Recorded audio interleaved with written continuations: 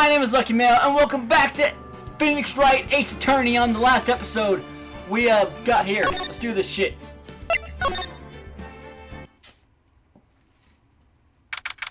February 24th, 9:41 a.m., District Court Defendant Lobby number 2. So what do you think, Mr. Wright? I think the prosecution is as confused as we are. After all, the victim was murdered in 2 different places at the same time.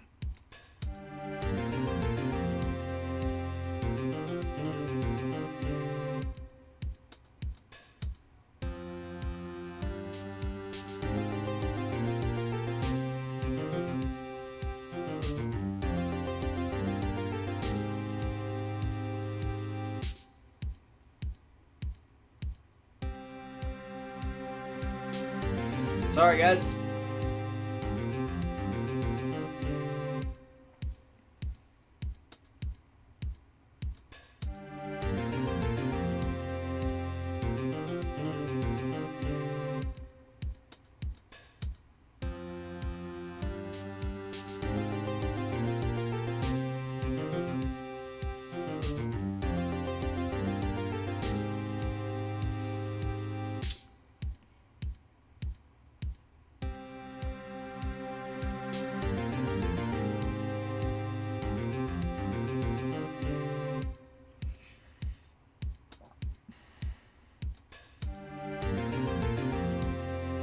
Okay.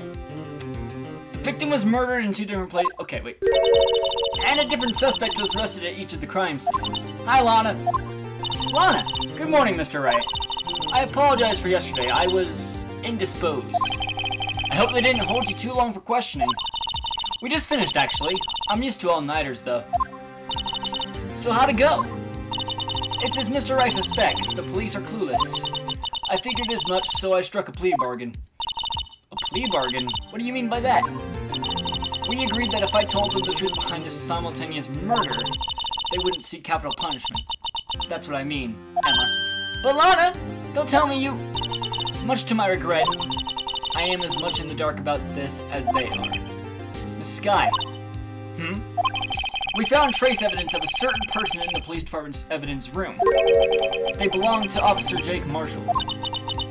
What kind of trace evidence? Blood-stained fingerprints, to be exact. That's the trump card I have up my sleeve today.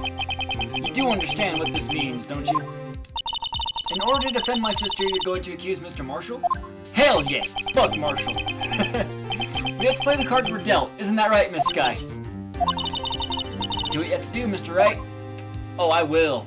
I fucking will. February 24th, 10 a.m., District Court, Courtroom number 9.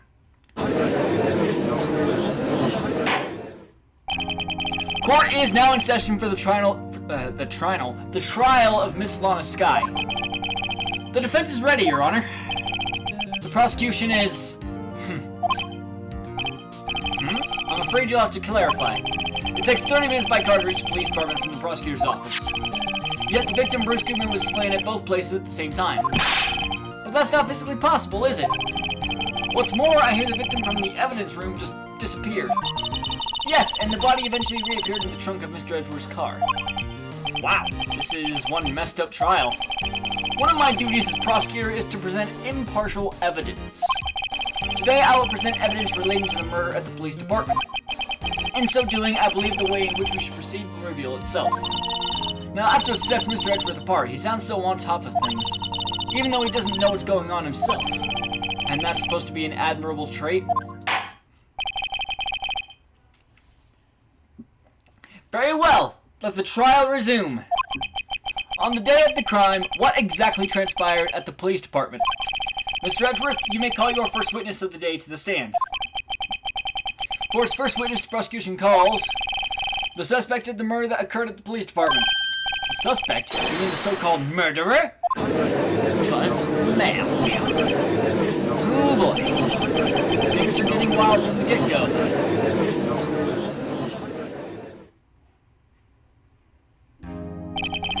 Will the witness please say his name and occupation? Yes, sir, I am Officer Mike Meekins, sir. My occupation is, that of the murderer, sir.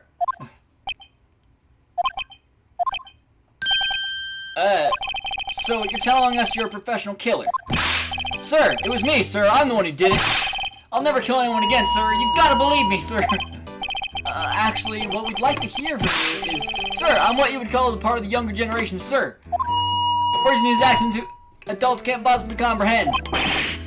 Please, Mr. Edgeworth, sir. Help me, sir. Wow, Meekins is rubbing off people. Officer Meekins! Yes, sir. Give us your report of the crime. Consider that in order. Yes, sir. As you wish. After all, I am part of a generation that must be told what to do, sir. Can't fault him for a lack of enthusiasm. Wish I could. Crime report, sir. Although it's not my normal day, I was assigned to guard the evidence room that day. I spotted a suspicious man on the security screen and rushed into the room. I was only doing what I was trained to do, sir. I was suddenly attacked. I fought for my life. Then I did it. After that, I passed out. Until another officer smacked me awake.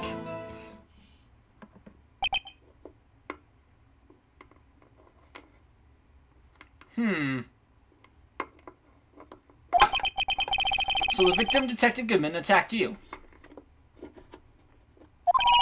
Do unto others before they do unto you. That's the Meekins family motto, sir. I see. Then you fainted and a colleague helped you regain consciousness. Yes, sir. He knocked me upside the head, sir. Very well. The defense may begin its cross-examination. What I need here is more info to work with.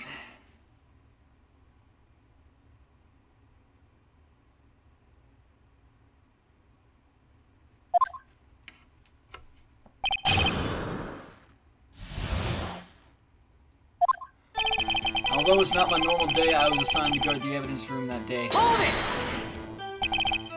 Mr. Meekins, you work in the General Affairs Department, do you not? Yes, sir. I am in charge of hiring new recruits, sir. Yikes, now there's a scary thought. Evidence transferal was taking place on the day of the crime, which meant many officers were given special tasks not ordinarily performed. I was in charge of guarding the Blue Badger, sir. The Blue Badger. So, sir, the lovely police mascot created by the chief detective, sir. That thing's fucking annoying. I was to ensure it wasn't broken during the transferal process. That was my sole mission for the day, sir. I see. Sounds like a very important mission. After the award ceremony finished that day, there were so many people running around that I relocated the Blue Badger to the evidence room. Oh, so that's why you went to the evidence room. Tell us, what did you see when you got there? I spotted a suspicious man on the security screen and rushed into the room. In order to enter the evidence room, you need an ID card, am I correct? Precisely, sir. I have one right here around my neck. So then, your ID number should be listed on here, right?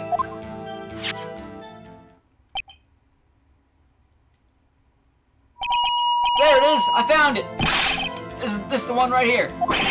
Could you please read us the number? Yes, sir. 4989596. That's my number, sir.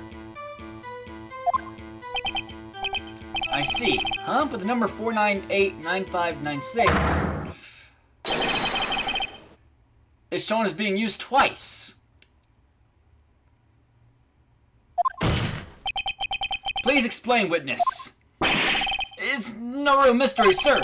The first time is when I relocated the Blue Badger to the evidence room, and the second time is when I went to go get him after everything settled down. I see. So it was during that second time when... Yes, sir. That was when I spotted the man on the security screen. Data added to ID record record. I was only doing what I was trained to do, sir. I was suddenly attacked. So you were attacked. Can you please tell us exactly what happened to you? It was a knife, sir. A knife. Detective Goodman pulled a knife on you. What happened then? Well, with me charging in on him like that, he looked as surprised as I was. You aren't exactly the kind of person someone would want to run into. That's when I reacted, sir. I swung my arms like an octopus, struggling to detain him. That's how I got this gash on my hand. Maybe if you just kept your cool, your hand wouldn't be... When I saw the blood trickling down my arm, I panicked. I grabbed the man by his collar. I fought for my life, then I did it. Did what, motherfucker? What exactly do you mean when you say you did it? I know I don't look the type, but I'm really into kung fu films, sir. The man let his guard down for just an instant, so I snatched his knife from him. He took his knife. I spun him around and performed a disarming maneuver. I made sure to close my eyes like a man. Yeah, because, you know, manliness entails closing eyes when detaining a man with a knife. See, he must have been desperate. The next thing I knew, his white coat was drenched in a sea of my blood, and then the next thing I knew, yes, he punched me right in my face, sir. After that, I passed out until another officer smacked me away. Hold it! About what time did you regain consciousness? No offense, sir, but how am I supposed to know that? I was unconscious. Oh. Right. According to the report from the officer that woke up the witness, it was about 5:30. He hit me right in the head, too. I woke up crying tears of pain. That's nice. I mean, it's nice that you recovered, that is. When I came around, though, I made sure to finish my mission, sir. Your mission? Yes, sir, the Blue Badger, sir. I returned to the entrance before things got out of hand. Well, we can all rest easy now.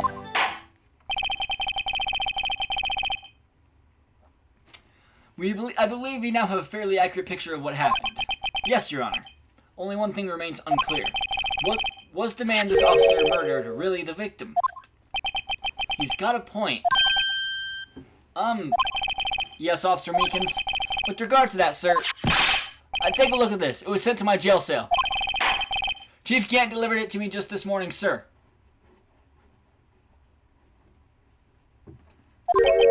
The chief delivered it? What is that? A videotape? Yes, sir, that's absolutely right, sir. A videotape, sir. It contains footage from the security camera in the evidence room. Objection! What? But I specifically asked if there was such a tape, and was told it had been mistakenly erased. That's quite a mistake. I just do what I'm told, sir. It's the only thing I'm really good at. Looks like communication with the police department is as good as ever. Well then, let's have a look. Show us the video of you murdering the victim. Oh, please stop using that word, murder. Sir, it scares me. A video of a real murder. Just what are we getting ourselves into? It's heating up, guys. Ding, ding, ding.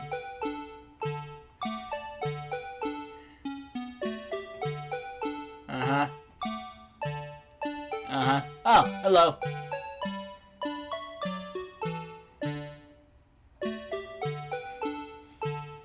Okay.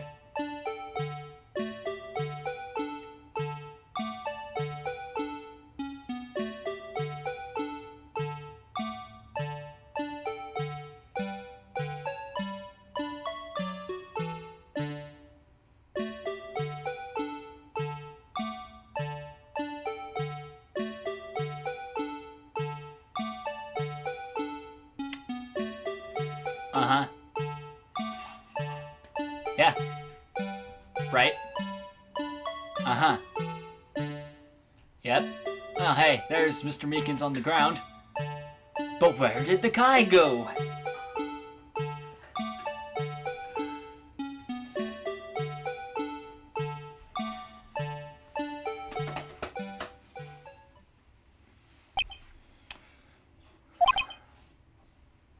He looks angry. Well, I believe we're all thinking the same thing. How can we deal with these unsettling feelings stirred within us? What the hell was that wriggling piece of plywood? Sir, that is the pride and joy of the entire criminal affairs department, sir. It is the Blue Badger, sir. Why am I not surprised this isn't going smoothly? Video from the security camera placed in the evidence room. Yes, well, anyway, this tape seems to prove that the witness did indeed encounter someone in the evidence room, and some sort of activity did take place. Your Honor, instead of relying on clearly incomplete footage, the witness's testimony will suffice. Is that alright with you, Officer Meekins? Yes, sir. As you wish, sir. This man says sir a lot. Mystery man. His face can't be clearly seen in the video, but there's no question that the other person was Detective Goodman, sir. I mean, he opened the locker, which required Detective Goodman's fingerprint to do. The locker he opened is unquestionably Detective Goodman's locker, sir. So it must be him. No one else could have unlocked it. What's this about a fingerprint? Each detective has been given a locker equipped with a fingerprint-activated lock.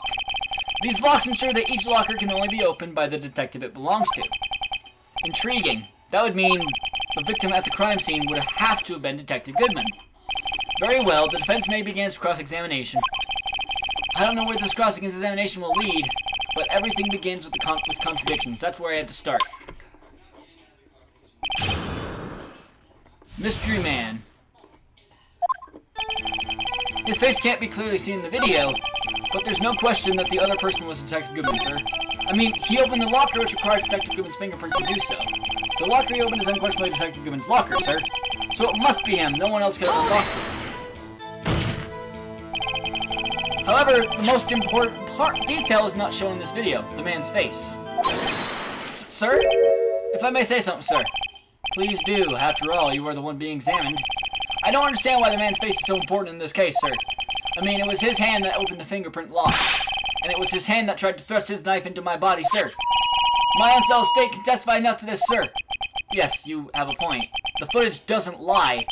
That is, unless the defense can find a problem with it. Mr. Wright, let's check the court record again. Is there a problem with the security video? There's a problem.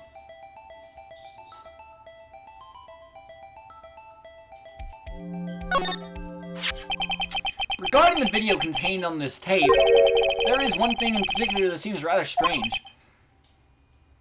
Strange? This contradiction leads to the possibility that the man may not have been Detective Goodman. What? This video contains such a contradiction. Objection! Interesting. Your Honor, I have a proposal. Yes, Mr. Edgeworth. I propose we have the defense point out to this alleged contradiction in the video. He would want me to point it out. Very well, proposal accepted. Let us further inspect this piece of evidence. I will now play the security tape. Mr. Wright, please show us this contradiction you speak of. I had to point out a problem in the video? This is the first time I've ever had to do that. You can do it, Mr. Wright. It's set up so you can fast forward, rewind, or pause the video. Just take a good look and be sure to point out the right thing. Please don't play it too many times. I can't stand watching this video. How did this guy ever become a police officer? Now then, Mr. Wright, please enlighten us. Where is the contradiction that indicates the man may not be Detective Goodman? Okay, so I think I need to pause at 17, 14, 32.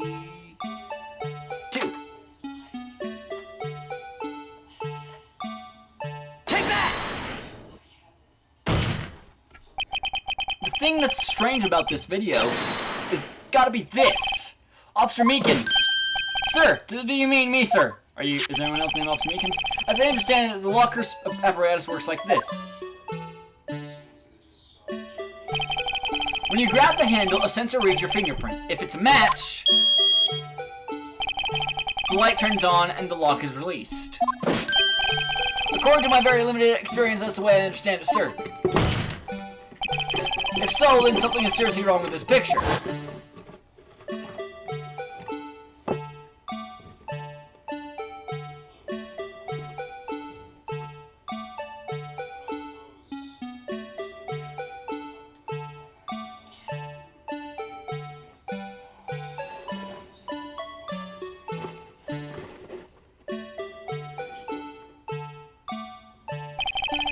When the victim reaches for the handle to open the locker, let's rewind to a little earlier.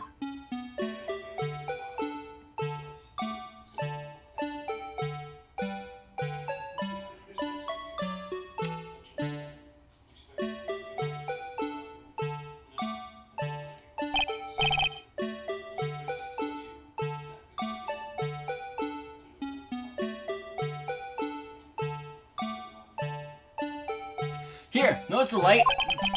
What's this? It's already lit.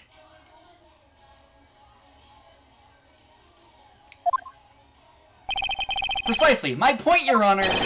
The locker was already open before the victim grabbed the handle.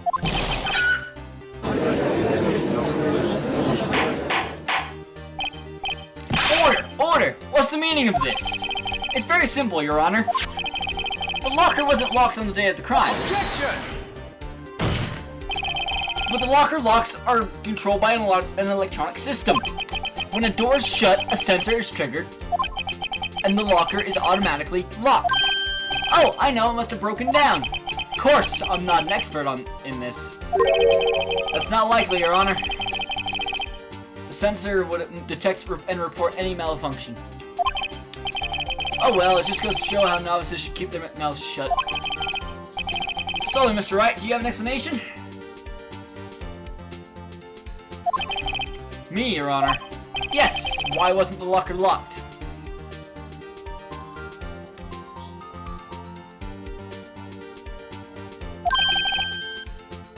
Me, Your Honor. Yes, well, you see, this isn't exactly my field. What do you think, Miss Scientific Investigator? Huh? Oh, maybe something like jam the system sensor? Something jammed the sensor. Say, there's something else that seems out of place in this video. Yeah, I thought so too. There's gotta be another clue somewhere in this footage. Very well, let's inspect the video once more. The locker wasn't locked. Mr. Wright, please point out, okay, why this is. Alright, so what I need to do is I need to pause it. I think I need to pause it when I see the locker open. Which the locker opens at,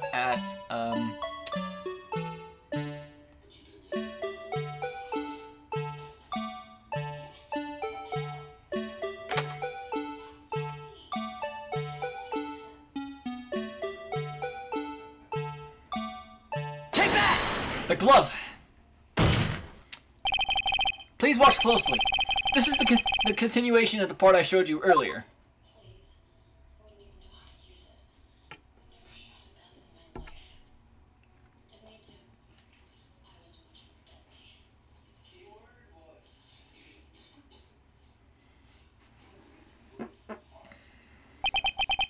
What's this? Something white fell out of the locker. But sir, it's been my experience that things fall out when doors are open. I ought to fall out and roll out great distances when I open my locker. God damn it. We can't be sure that item was completely inside the locker to begin with. What do you mean? The sensor triggers the lock when the door is shut. What if something was inserted, say, between the sensor and the door? Inserted.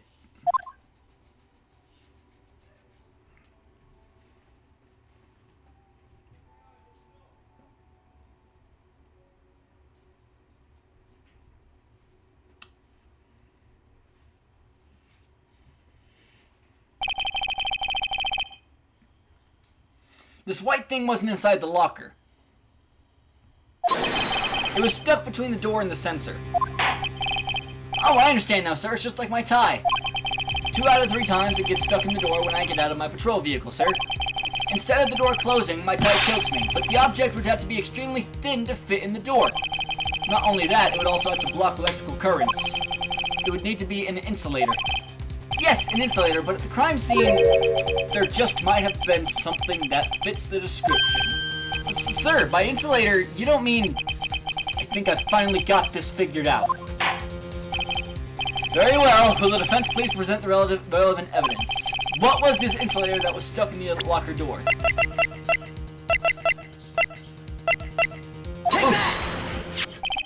I found this near the locker, a thin rubber glove.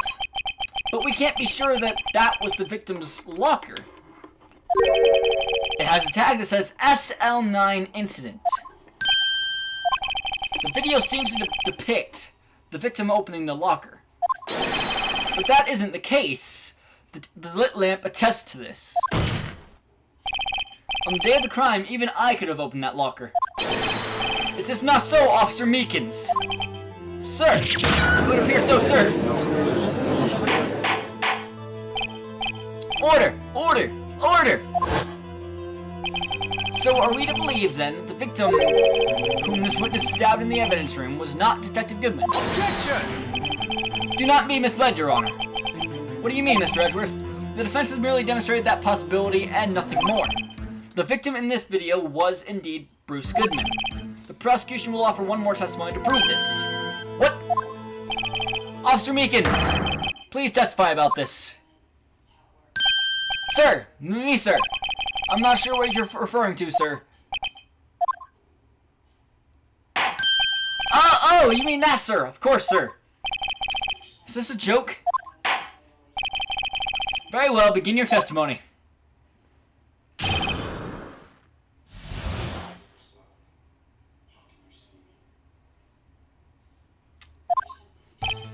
There's one other thing that proves the man was Detective Goodman, sir. To enter the evidence room, one must use their ID card. When an ID card is used, there's a record of it. At the time of the crime, the detective had used his card. Really? An ID card record, I see. I have the ID card record right here, Your Honor. The ID used at 514 is that of the victim. Just before the crime, Yes, without a doubt, this is the victim's ID. However, one thing does strike me as unusual. Several hundred cases should have been due for transferal. Why were there so few people using this room? This particular evidence room is only used for storing certain special cases. Special cases? Extremely violent cases involving police staff. Just hearing that makes my hair stand on end. Me too, although it doesn't make much of a difference. There were only a few cases up for transferal there, and most were cleared up by noon. Right, I see. Now let's move on to the cross-examination. I need to present the ID card.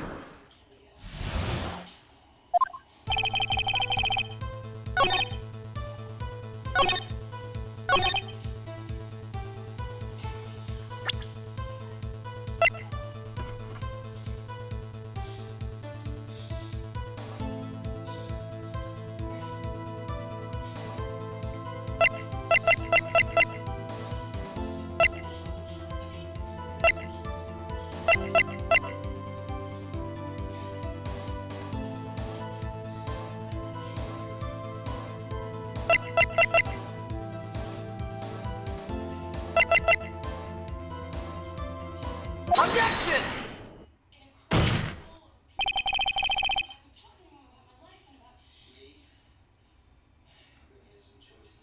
Wait one moment, Officer Meekins. I'm not good at waiting, sir. I have the victim's ID card right here. I found it at the crime scene. That makes sense.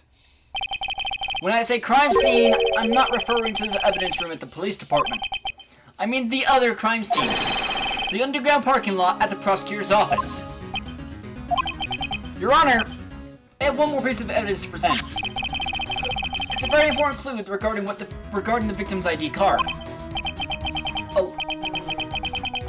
A lost item report is only half completed, but it shows that Detective Goodman had lost something on the day of the crime. Excuse me.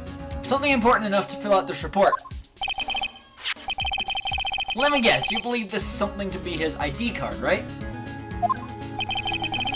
I can't say for sure, but there is a high probability.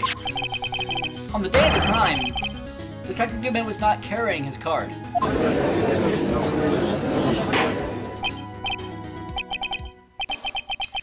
Order! So now, what does this all mean? It can only mean one thing. It doesn't even require much thought. The man Officer Meekins encountered in the evidence room was not Detective Goodman, but rather the man who stole his ID card.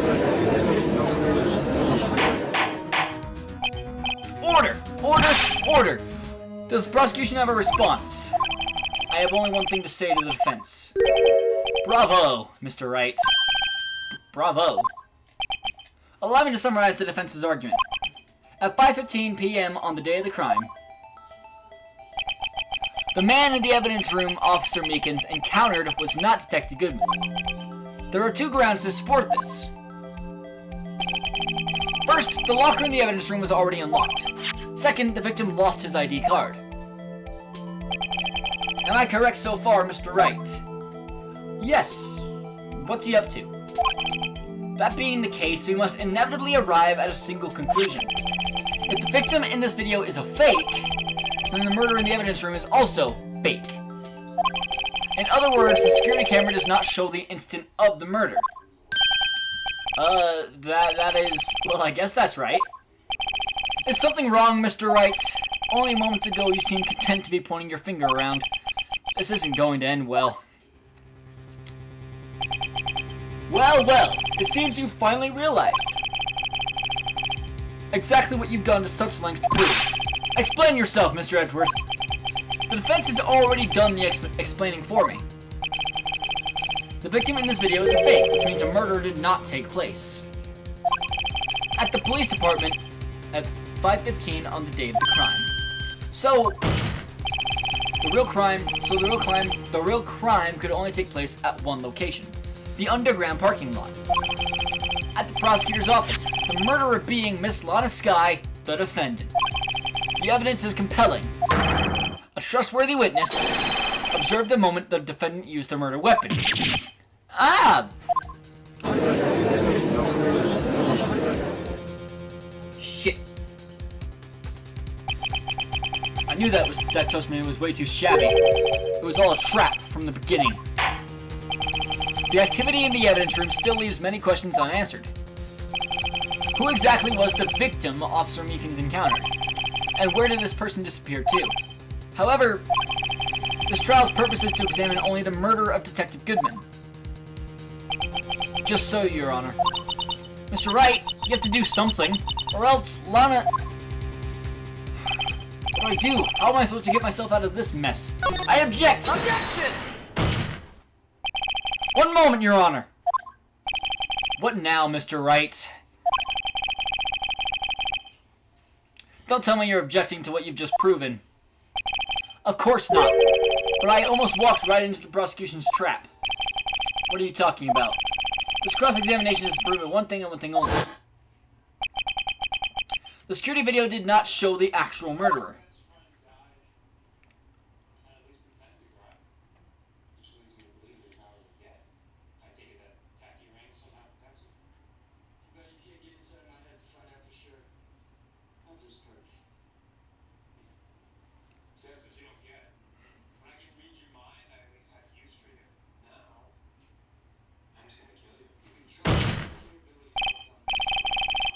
However, it cannot be said that it is unrelated to the murder in the parking lot.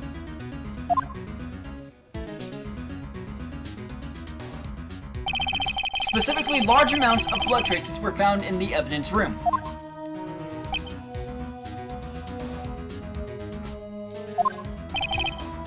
The defense demands further examination into the truth of the matter. Mr. Edgeworth. Yes, Your Honor. If this court were to examine this further, other witnesses will be necessary. Is the prosecution prepared? I'm sorry, Your Honor. The prosecution considered the incident at the police department to be unrelated. We have not prepared any other witnesses for this incident. This just might be my chance. Time to call a certain Texas Ranger to the stand. Mr. Wright, do you mean... Your Honor? The defense would like to request a specific witness. Oh? Whom do you have in mind? Someone we have reason to believe knows the truth. The truth behind the activities that took place in the evidence room. The prosecution requests to hear this person's name before deciding whether or not to comply. Very well then, Mr. Wright. This person whom you would have testify. What is his or her name? Take that! Officer Jake Marshall. Why him? I can't let Edgeworth know everything just yet. He's in charge of the evidence room. I feel we should hear what he has to say. The prosecution agrees to the defense's request. Since he was responsible for guarding the room, we should hear his testimony. Fortunately, he works in the police department. We shouldn't need longer than 20 minutes to prepare. Very well. The court will take a 30-minute recess while the witness is subpoenaed. Will the prosecution please prepare the witness during this time? We will, Your Honor. Court is now in recess. I've been rolling around with you. Serial killer. February 24th, 11:32 a.m., District Court, Defendant Lobby number 2.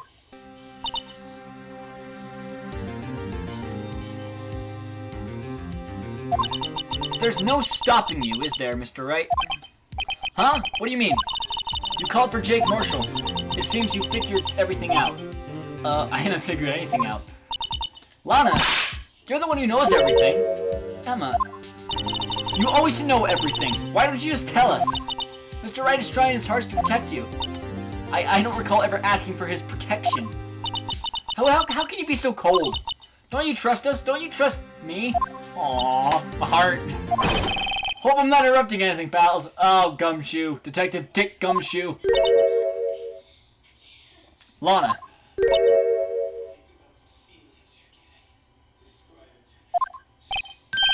Oh, guess I am. I'll come back later.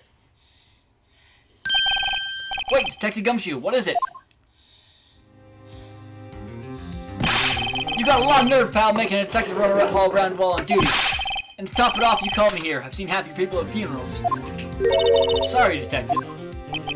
You better be, pal. Hey! Hey! Hey! Hey! Hey! I didn't see you there, Chief Prosecutor Sky.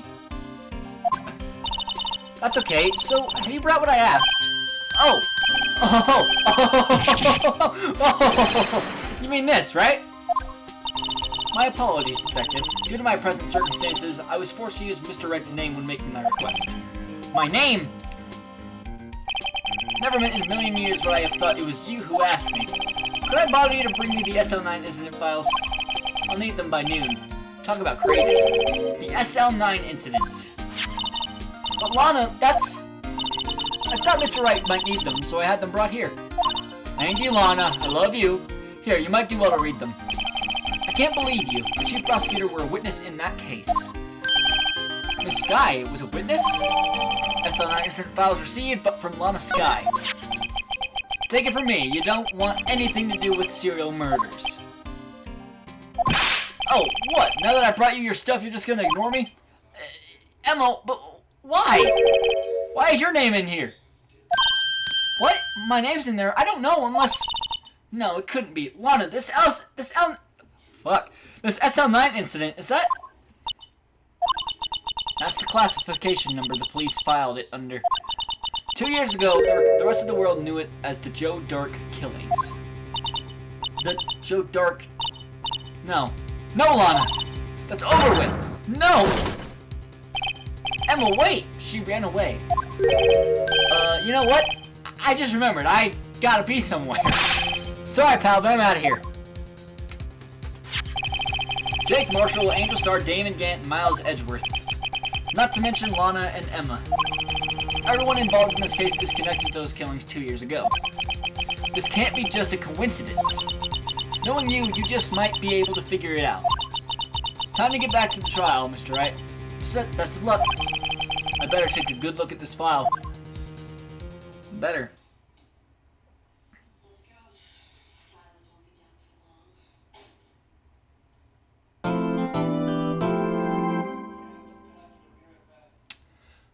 I'm gonna end this episode here. Leave a like if you enjoyed. Please subscribe, and I'll see you guys next time. Till next time, my name is Lucky Mayo, and I'm signing off.